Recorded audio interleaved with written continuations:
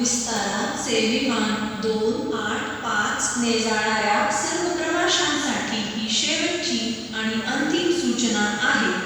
सर्व प्रवाशांना विनंती करण्यात येते. For all passengers traveling on Vistara flight 285 to Doha Hamad, all passengers are requested to board the aircraft immediately through gate 67B.